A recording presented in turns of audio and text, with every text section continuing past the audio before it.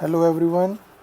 The topic of today's discussion is section 160 and 161 of the CRPC. Firstly, we will do section 160. 160 falls within chapter 12, which deals with the investigation part. Chapter 12 जो है सारा investigation से deal करता है. उसमें section 160 में दिया गया है कि पुलिस की पावर क्या होंगी regarding the requirement of the availability of the attendance before him, कि जब उसने एक विटनेस को बुलाना है तो वो उसका प्रोसीजर क्या होगा during investigation. Just remember one thing, section 160 only applicable if it is investigation under chapter 12. अगर वो चैप्टर 12 की इन्वेस्टिगेशन नहीं है तो वो 160 एप्लीकेबल नहीं होगा. मैं आपको आगे बताऊंगा. सबसे पहले रीड करते हैं 160 क्या कहता है.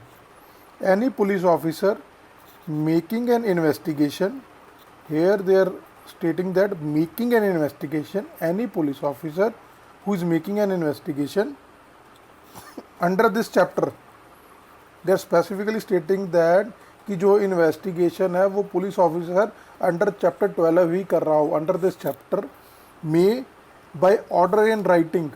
दैट मीन्स जो विटनेस को सम्मन करने का ऑर्डर होगा, उसको बुलाने का ऑर्डर होगा, वो राइटिंग में ही होगा. It shall be in writing.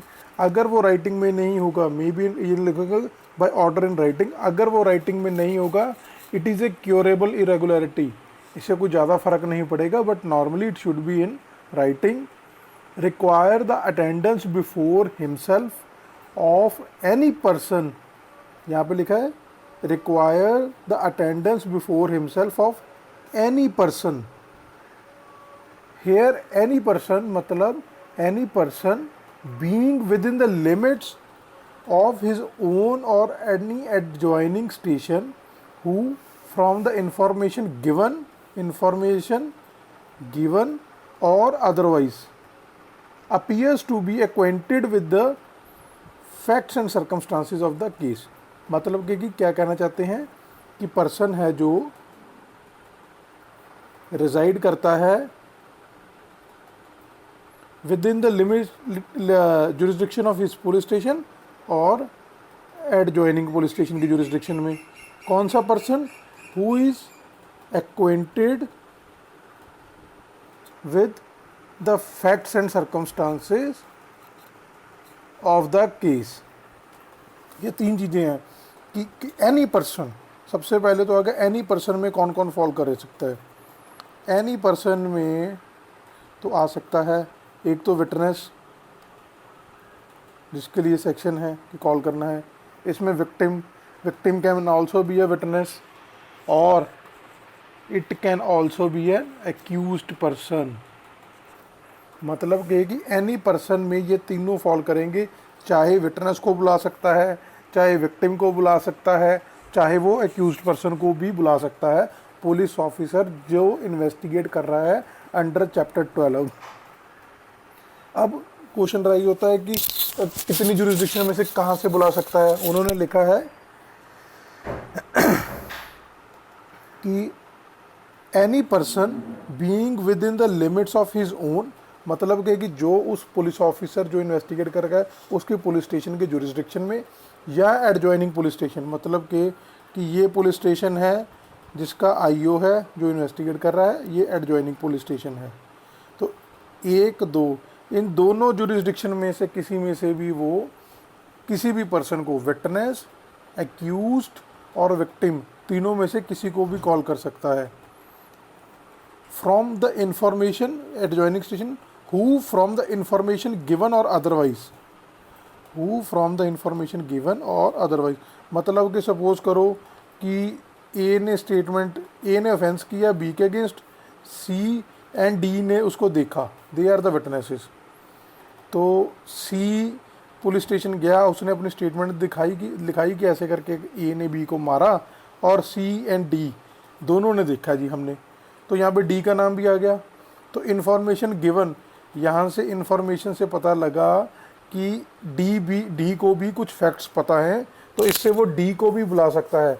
From the information given, कि any person can be called from the information given. Sorry यहाँ सी स्टेटमेंट दे रहा है, उसने रेफरेंस किया A B C and D, ठीक है। तो इसमें ये इंफॉर्मेशन सी ने दी है with regard to these witnesses, C को काट देते हैं, with regard to these witnesses. तो इसमें से किसी भी ए बी या डी को भी पुलिस ऑफिसर जो इन्वेस्टिगेट कर रहा है वो कॉल कर सकता है। और जो ये टर्म यूज़ की है इन्होंने अदरवाइज, अदरवाइज मतलब कि पुलिस ऑफिसर को कहीं और से किसी भी वजह से किसी भी तरीके से पता लगे किसी विटनेस के बारे में, किसी विक्टिम के बारे में या किसी एक्यूज्ड के बारे में, एनी पर्सन वर्ड यूज़ किया है तो वो उसको कॉल कर सकता है। अब क्राइटेरिया क्या होगा कॉल करने का कि किसको बुलाना है? Appears to be acquainted with the facts and circumstances of the case, मतलब कि पुलिस ऑफिसर को इन्वेस्टिगेशन करते हुए आइदर थ्रू इंफॉर्मेशन और अदरवाइज ये पता लगे कि ये बंदे को पता है कुछ facts and circumstances of the case, means that person is acquainted with any fact and circumstance of the case, then such person shall attend as so required. Means उस जब पर्सन को बुलाया जाएगा जिसको फैक्ट्स एंड सर्कमस्टांसिस को पता होगा, who is acquainted with the facts and circumstances of the case, shall attend, उसको अटेंड करना पड़ेगा। अगर वो अटेंड नहीं करता, सपोज करो कि पुलिस ऑफिसर ने उसको सम्मन भेजा रिटर्न, ऊपर लिखा है हमने राइटिंग में, ऑर्डर इन राइटिंग होना चाहिए, रिटर्न सम्मन भेजा to appear before him, that person refused to appear और fails to appear, then whether the police officer can pass any incidental order to get his appearance before him? No, he cannot pass any incidental order against that person to whom he has issued the summons to appear before him. The only thing the police officer can do is he can initiate a proceeding under section 174 IPC only. 174 का IPC का offence हुआ है, इससे ज़्यादा वो कुछ नहीं कर सकता। सपोज करो ये पुलिस स्टेशन जो IO है उसकी जुरिस्डिक्शन है, ये एडजॉइनिंग पुलिस स्टेशन है, ये एडजॉइनिंग हो गया, तो जो विटनेस है वो यहाँ पे रहता है। The witness is neither residing in the jurisdiction where the IO is doing the investigation और not residing in the adjoining police station jurisdiction, then how the witness can be called by the police officer, वो तो यहाँ पे दिया नहीं उन्होंने। The interpretation says the police officer can call the witness who is residing where he is doing the investigation or the adjoining police station. If he wants to examine any person including witness, victim or accused who is residing outside these two jurisdictions, the police officer himself has to go to the place of that witness to examine him. He cannot issue the order of appearance under section 160 to this witness. उसके लिए उसको उसकी जगह पे जाना पड़ेगा और वहाँ पे जाके एग्जामिन कर सकता है, वो उसको बुला नहीं सकता। आगे आता था हमने जो ये डिस्कस किया, पर्सन में क्या कहेंगे, विटनेस, विक्टिम और एक्यूज्ड। एक्यूज्ड भी इसमें इंक्लूड होगा। इसके ऊपर केस है नंदनी सतपति वर्सेस PL दानी 1978 supreme court. In this case, it was held that the term person acquainted with the facts and circumstances of the case will include the accused person also. इसमें दो ये नहीं होंगे, accused भी होगा, क्योंकि उसको भी facts and circumstances of the case पता हो सकते हैं, तो उसको भी इसमें इंक्लूड किया जा सकता है और 160 का ऑर्डर इशू करके उसको भी बुलाया जा सकता है। आगे है, provided that no male person under the age of 15 years or above the age of 65 years or a woman or a mentally or physically disabled person shall be required to attend at any place other than place in which such male person or woman resides. मतलब कि ये persons हैं जो कौन कौन हो गए, male under 15 years, male above 65 years female और जो मेंटली एंड फिजिकली डिसेबल्ड है। इन 4 लोगों को पुलिस ऑफिसर, जो इन्वेस्टिगेटिंग ऑफिसर है, can not call to the police station for their examination under section 160 का ऑर्डर पास करके नहीं बुला सकता। अगर इन लोगों को एग्जामिन करना है then he has to go to their residence, उनके घर पे जाके उसको एग्जामिन करना पड़ेगा। ये जो 2 पार्ट है ना, ये 2015 में और ये वाला पार्ट 2013 की अमेंडमेंट में ये अमेंड हुए हैं। पहले ये वाला पार्ट होता था, ये और ये बाद में ऐड हुए हैं 2 पार्ट। तो फीमेल तो पहले भी था।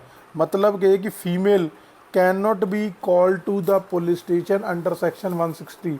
कोई भी फीमेल हो, any person, in any person में जो फीमेल है, एनी पर्सन में अगर हम इसको 2 में डिवाइड करें, मेल और फीमेल, ये भी तीनों हो सकते हैं, विक्टिम, विटनेस और एक्यूज्ड, ये भी तीनों हो सकते हैं। दैट मीन्स फीमेल को तो आप 160 में कॉल कर ही नहीं सकते, इन्होंने स्पेसिफिकली बोला है। और आगे है कि हमने देखा कि अंडर दिस चैप्टर इन्होंने स्पेसिफिकली बोला है any police officer making an investigation under this chapter में, मतलब कि पुलिस ऑफिसर की डिस्क्रिशन है। इवन उसको पता लग गया कि 4 विटनेसेस हैं। सपोज करो कि ए ने बी के अगेंस्ट ऑफेंस किया, विटनेसेस थे C, D, E and F, 4 eye witnesses है। सी आ गया, उसने रेफरेंस डी, ई, एफ का दे दिया। डी आ गया, उसने सी, ई, एफ इसका रेफरेंस दे दिया। अब पुलिस ऑफिसर को चारों विटनेस का पता है कि ये 4 विटनेसेस हैं, ये 4 विटनेसेस हैं जो सी, डी, ई एंड एफ हैं। तो इनमें से 2 तो एग्जामिन कर लिए। अब जो चारों विटनेस है with regard to same fact है और पुलिस ऑफिसर को लगता है कि 2 सफिशेंट है, then he may not call these 2 witnesses. वो इन 2 विटनेसेस की एग्जामिनेशन से भी काम चला सकता है, इसी वजह से लिखा है मे। और अंडर दिस चैप्टर मतलब अगर इन्वेस्टिगेशन अंडर चैप्टर 12 है, इन्वेस्टिगेशन पुलिस ऑफिसर के पास 2 तरीके से भी आ सकती है, एक और तरीके से भी आ सकती है। सपोज करो एक तो कॉग्निजेबल ऑफेंस है, एक तरीका तो ये होगा कॉग्निजेबल है या नॉन कॉग्निजेबल है। कॉग्निजेबल में तो राइट अवे उसके पास डिस्क्रिशन है, राइट है इन्वेस्टिगेशन करने का। नॉन कॉग्निजेबल है, जुडिशियल मजिस्ट्रेट ने उसको ऑथराइज कर दिया, अलाउ कर दिया इन्वेस्टिगेशन करने में, तो वो भी चैप्टर 12 की इन्वेस्टिगेशन होगी। एक है किसी ने प्राइवेट कंप्लेंट फाइल की 200 के अंदर और जुडिशियल मजिस्ट्रेट ने 202 में इन्वेस्टिगेशन ऑर्डर कर दी, तो ये जो इन्वेस्टिगेशन है it is not under chapter 12, ये चैप्टर 12 के अंडर नहीं है। These 2 investigations are only under chapter 12, ये चैप्टर 12 की इन्वेस्टिगेशन नहीं है। तो अगर ये चैप्टर 12 की इन्वेस्टिगेशन नहीं है then police officer can not call any person under section 160।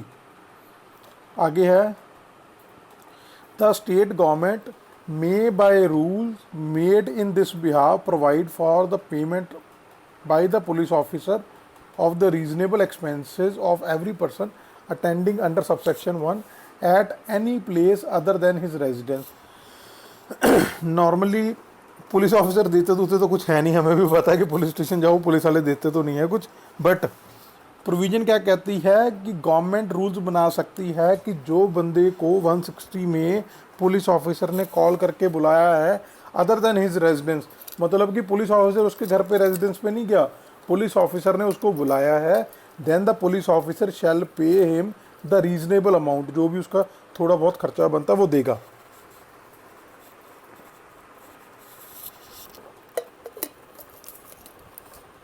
तो 160 में तो बस इतना ही है कि पुलिस ऑफिसर की जो विटनेस को कॉल करने की, विटनेस कह सकते हैं या किसी भी एनी पर्सन को जो कॉल करने की पावर है, कि रिक्वायरमेंट है कि उसको लगता है कि विटनेस को रिक्वायर्ड है अपना उसके अंडर बुलाने के लिए किसी भी एग्जामिनेशन के लिए ड्यूरिंग द इन्वेस्टिगेशन, तो वो उसको कॉल करके बुला सकता है। आगे आता है section 161 examination of a witness bye police. It states any police officer making an investigation under this chapter. Here they are again saying that 161 can only be used if the investigation is doing under chapter 12. Investigation is going under chapter 12 of the CRPC. If the investigation is going under some other provision, then section 161 is not applicable. Section 161 की implications बहुत ज़्यादा हैं. Section 162 में जब हम करेंगे तो उसमें डिस्कस करेंगे कि जो सेक्शन 161 की स्टेटमेंट्स है उसका बहुत लिमिटेड यूज़ है, बहुत वाइडर यूज़ नहीं है, बहुत लिमिटेड यूज़ है और उसको कैसे कैसे यूज़ कर सकते हैं. That's why it is written that under this chapter कि जो अगर इन्वेस्टिगेशन चैप्टर 12 की चल रही है, मतलब कि investigation either in cognizable case or in non-cognizable case where judicial magistrate authorizes the police officer to do the investigation. तो वो चैप्टर 12 की इन्वेस्टिगेशन है. उसके अंडर जो स्टेटमेंट रिकॉर्ड होगी उसके बारे में 161 कि जो स्टेटमेंट रिकॉर्ड करनी है पुलिस ऑफिसर ने ड्यूरिंग इन्वेस्टिगेशन, जो इन्वेस्टिगेशन कर रहा है वो कर सकता है. 161 की स्टेटमेंट होगी वो. Any police officer making an investigation under this chapter or any police officer not below such rank as the state government may by general or special order prescribed in this behalf. या तो जो police officer investigate कर रहा है या police officer not below the rank जिसको state government ने कुछ ऑथराइज किया हो, प्रिस्क्राइब किया हो. Acting on the requisition of such officer may examine, यहाँ पे टर्म है may examine orally any person supposed to be acquainted with the facts and circumstances of the case. मतलब कि it is the discretion of the police officer, he can examine any person whom he thinks that that person is acquainted with the facts and circumstances of the case. और उनको जो examination है उनको orally करेगा. Thereafter it is the discretion of again discretion of the police officer कि उनमें से जितने बंदे एग्जामिन किए हैं उनमें से उसकी मर्जी है चाहे सारों की स्टेटमेंट रिटर्न में रिकॉर्ड करे, चाहे आधों की करे, चाहे एक की करे, चाहे दो की करे, उसको कोई फोर्स नहीं कर सकता. Because investigation is the prerogative of the investigating officer. उसमें कोर्ट इंटरफियर नहीं कर सकती. That's why it is written that may examine orally any person suppose to be acquainted with the facts and circumstances of the case. आगे है such person shall be bound to answer truly all the questions relating to such case put to him by such officer other than questions the answers to which would have a tendency to expose him to a criminal charge और to a penalty और forfeiture. मतलब कि जो police officer any person, मतलब he can be a witness, he can be a victim, he can be a accused. That person who is acquainted with the facts and circumstances of the case can be examined orally by the police officer under section 161. 161 3 clause में उनकी return के बारे में कि writing में ले सकता है. आगे कहता है कि सच पर्सन मीन्स ये जो पर्सन है, person means victim, witness and accused. Such person shall be bound to answer truly all questions relating to such case. मतलब कि जो उनसे केस के बारे में पूछा जाएगा, that with regard to that they have to answer truly put to him by such police officer other than the questions. कौन से क्वेश्चंस का आंसर देने की जरूरत नहीं है. The answers to which would have a tendency to expose him to a criminal charge or to a penalty or forfeiture. पहले तो ये प्री के लिए 3 चीज़ें याद कर लें. expose to him a criminal charge, penalty and third one is forfeiture. ये प्रीलिम्स में आपको तीनों पूछे जा सकते हैं, इसको अच्छे से ध्यान में रखें. सेक्शन 160 161 बहुत इंपॉर्टेंट है. सेक्शन 160 में एक चीज़ और आपको बता दूं कि सेक्शन 160 में जो पुलिस ऑफिसर है he can call a person in person only. Means witness बुलाना है, इन पर्सन बुला सकता है. But police officer can not compel that witness to produce any document before him under section 160. 160 की power use करके वो document नहीं बुला सकता. हाँ वो जो उसकी 92 की पावर्स हैं, 94 वाली पावर्स हैं अलग हैं, जो वो उनको तो यूज़ करके वो कुछ भी कर सकता है डॉक्यूमेंट के रिगार्डिंग, बट अंडर सेक्शन 160 में वो सिर्फ पर्सन को कर सकता है, उस विटनेस या विक्टिम को वो डॉक्यूमेंट लाने के लिए फोर्स नहीं कर सकता। और ये कहते हैं such person shall be bound to answer truly, उसको सारे आंसर सही देने पड़ेंगे, other than the question which have the tendency to expose him to the criminal charge, penalty और फोरफीचर। इन तीन चीज़ों को छोड़ के कोई आंसर दे रहा है, विटनेस, विक्टिम या एक्यूज्ड, इन तीनों में से अगर उसको लगता है कि उसको क्रिमिनल चार्ज हो जाएगा आंसर देने के पर कि वो आंसर देगा तो उसके ऊपर कोई क्रिमिनल चार्ज लग जाएगा या कोई पेनल्टी इम्पोज हो जाएगी या उसके रिगार्डिंग कोई फोरफीचर हो जाएगा, then he can refuse to answer that question only. इन क्वेश्चंस को छोड़ के बाकी उसको आंसर्स देने पड़ेंगे। अब क्वेश्चन आगे आता है कि ये तो इन्वेस्टिगेशन पार्ट है, सपोज करो ये है, एक विक्टिम है, एक विटनेस है और ये एक एक्यूज्ड है। तो विटनेस और विक्टिम तो ये तीनों तो इसके अंदर स्पेसिफिकली दे दिया कि 3 ग्राउंड्स पे आंसर देने के लिए मना कर देते हैं, तो वो अलाउड है। सपोज करो कि आगे ट्रायल होता है, पहले इंक्वायरी होगी इन्वेस्टिगेशन के बाद और ट्रायल में इन दोनों से कोई क्वेश्चन पूछा जाता है जिसके रिगार्डिंग उनका कोई क्रिमिनल चार्ज लग रहा हो या पेनल्टी लग रही हो, तो क्या ये रिफ्यूज़ कर सकते हैं? नहीं। अंडर सेक्शन 132 और इंडियन एविडेंस एक्ट अगर आप रीड करेंगे तो वहाँ पे लिखा है witness can be compelled, witness include victim, witness can be compelled to any answer even though it amounts to a criminal charge against him. उसका आगे प्रोवाइजो अलग से दिया गया है कि उसके अगेंस्ट प्रोसिक्यूट नहीं किया जा सकता है विटनेस को। तो 132 पिक्चर में इसलिए आया क्योंकि 132 सिर्फ इंक्वायरी और ट्रायल में लगता है, इन्वेस्टिगेशन में नहीं लगता। इन्वेस्टिगेशन के लिए जो प्रोटेक्शन है वो यहाँ पे दी गई है। एक्यूज के रिगार्डिंग मैंने क्यों नहीं बोला? ये विटनेस है, ये विक्टिम है, ये एक्यूज। एक्यूज के रिगार्डिंग क्यों नहीं बोला? बिकॉज यहाँ पे तो उसको प्रोटेक्शन मिल ही गई। अदरवाइज अगर ये एक्यूज को प्रोटेक्शन ना दी गई होती under article 20 clause 3 self incriminating statements, तो उसको वहाँ पे प्रोटेक्शन मिल जानी थी कॉन्स्टिट्यूशन से। पर 20 clause 3 is only applicable upon the accused person, it is not applicable upon victim and witness. Therefore it is specifically provided here that if that answer would have a tendency to expose them to a criminal charge, penalty or forfeiture, then they can refuse. These two persons can refuse because during investigation they are not protected anywhere except under section 161 clause 2. Accused is protected under 161 clause 2, otherwise he is also protected under section article 20 clause 3 self incriminating statement. आगे कहते हैं the police officer may reduce into writing.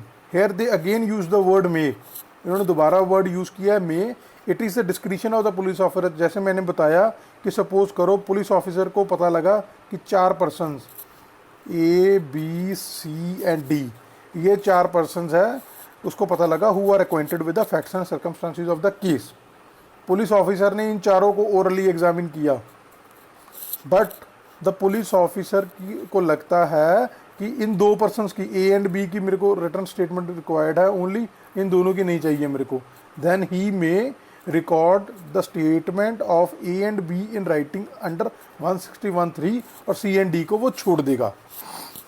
The police officer में, इसी वजह से इन्होंने word may लिखा है, may reduce into writing any statement made to him in the course of examination. Here they have use the word course of examination, but जब आप 162 करेंगे वहाँ पे they have written the word during the course of investigation. Investigation मतलब कि इससे क्या होता है, जो कोर्स ऑफ एग्जामिनेशन है वो तो आप लगा लो एक तरह से जीनस है, अंदर छोटा सा पार्ट है, इन्वेस्टिगेशन बहुत बड़ा पार्ट है, उसमें एग्जामिनेशन एक पार्ट है, बाकी अदर पार्ट्स भी हो सकते हैं। तो सेक्शन 161 स्टेट्स कि during examination of the witness under this section the police officer may reduce into writing the statement of any witness, and if he does so करता है, he shall make a separate and true record of the statement of each such person whose statement he records। मतलब कि उसका record करेगा। Normally क्या होता है, जो पुलिस डायरी होती है उसके कुछ लास्ट के पेजेस होते हैं, लास्ट में ना ये स्टेटमेंट्स रिकॉर्ड करते हैं, तो वहाँ पे ये स्टेटमेंट्स रिकॉर्ड कर लेंगे, उसका ट्रू रिकॉर्ड बनाएगा। Provided that the statement made under this section may also be recorded by audio video electronic means. मतलब कि जो स्टेटमेंट एक्यूज दे रहा है उसको ऑडियो वीडियो में भी रिकॉर्ड किया जा सकता है। हमने कई पिक्चरों में देखा होगा कि पुलिस ऑफिसर जब एग्जामिन करते हैं किसी विटनेस को या विक्टिम को या एक्यूज्ड को, तो वहाँ पे वो पुलिस अपना टेप रिकॉर्डर होता है जो रिकॉर्डिंग वाला होता है उसको रख लेते हैं या वीडियोग्राफी करते हैं। The police officer can do this also. Provided further that the statement of a woman against whom an offence under section 354, 354A और जो A, B, C, D 354 के या 376 A, B, C, D, E and 509 is alleged to have been committed or attempted shall be recorded by a woman police officer or any woman officer। मतलब कि इनकी statements या police officer होगी, lady police officer करेगी या other women officer ही करेगी, mail को नहीं करनी है, वो पुलिस ऑफिसर रिकॉर्ड करेगी। अब यहाँ पे क्वेश्चन है कि जो पुलिस ऑफिसर स्टेटमेंट राइटिंग में लिखेगा तो वो क्या इकट्ठी लिख लेगा? सपोज करो A, B, C, D ये चारों की statement with regard to one fact ही है, एक फैक्ट के रिगार्डिंग इन्होंने स्टेटमेंट देनी है, तो ये चारों की स्टेटमेंट वो एक साथ ही लिख देगा, A, B, C, D की एक में रिटर्न कर देगा कि अलग अलग करेगा? Here the police officer has to record the statement of all the witnesses separately. He cannot record the joint statement of all the persons.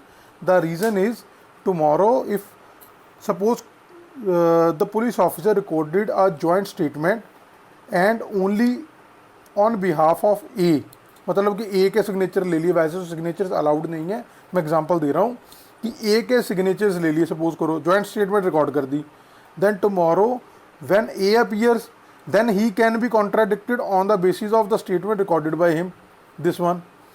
But if tomorrow B, C और D appears before the trial court for recording the statement, then the accused cannot contradict the B, C and D on the basis of statement recorded by A jointly on behalf of all the four persons। तो उसको वो contradict नहीं कर पाएगा इसकी statement के ऊपर।